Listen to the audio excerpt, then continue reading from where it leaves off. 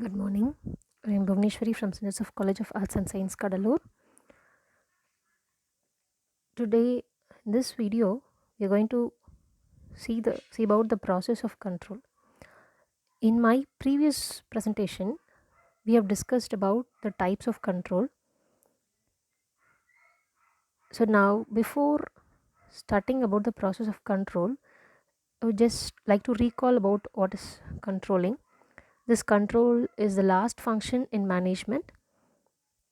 The control function will be unnecessary to the management if the other functions of management are performed properly. The success or failure of planning depends upon the results of success or failure of controlling. So, controlling is very important.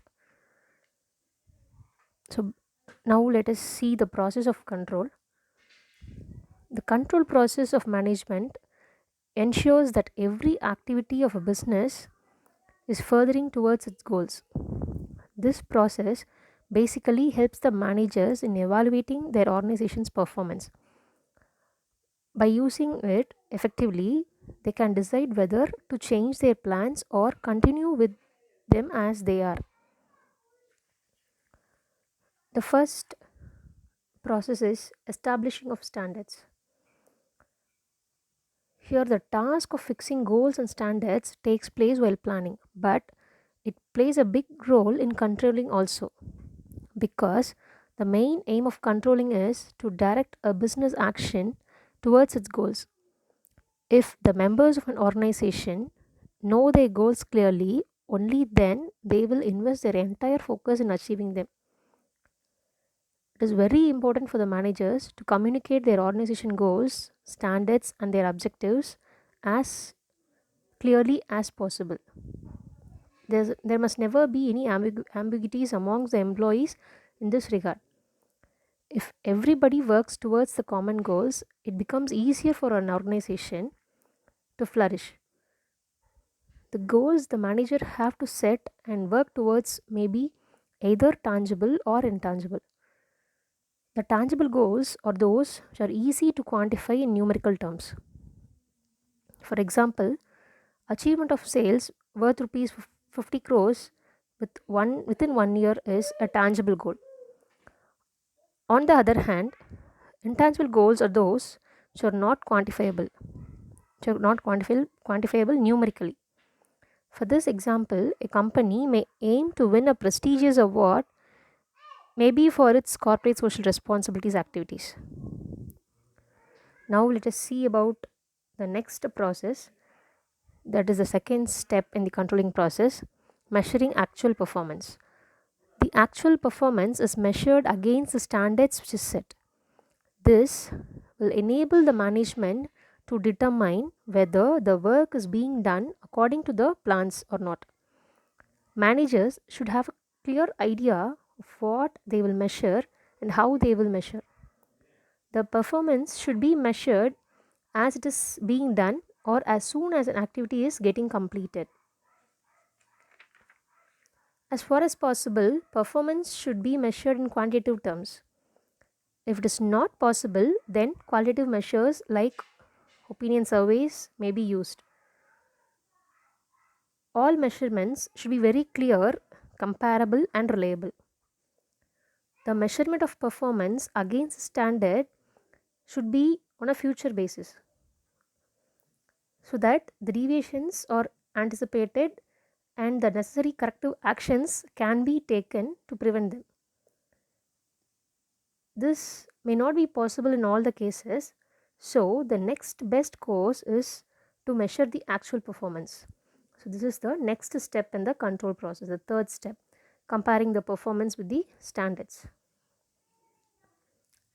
The purpose of this comparison is to find out whether there is any deviation and to determine the reason for such deviation. While comparing the actual performance with the standards, some permissible limits are also fixed. When the deviations are within the prescribed limits, then there is no cause for worry. We need not worry about that. But if the deviations are more than the allowable limits, then it calls for an urgent action. This is also known as management by exception. When things are going as per plans or within the allowable limits, then the top management is not required to take any note of it. But on the other hand, if the performance is not up to the level, then this has to be brought immediately to the notice of the top management in order to take corrective actions. If the manager gives attention to every deviation, then he may not be able to give enough time for important things. When the actual performance is not up to the level, then the causes of that should be pinpointed. Only then necessary steps can be taken so that the performance is not adversely affected once again. If no efforts are made to rectify the whole control process, if there's no if we don't make any efforts to rectify the problems, then the whole control process itself will be futile.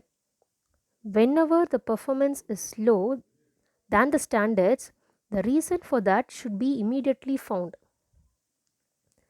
And the next step is taking corrective action. So, after finding out the reason, this is the fourth step, this is the final step.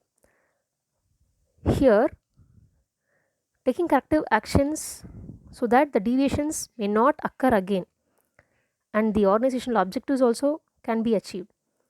After finding out what has gone wrong, where and why, the management can initiate the remedial actions. So, those remedial or corrective actions may be like review or revision of goals or standards. It may be change in the assignment of tasks or provision for additional resources or new facilities. It may be improvement in the selection and training of the employees.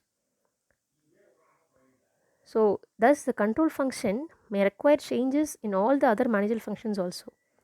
So this shows the unity of the manager's job and the integrated nature of the management process. So these are the 4 steps in the control process. So with this, I conclude the session. Thank you.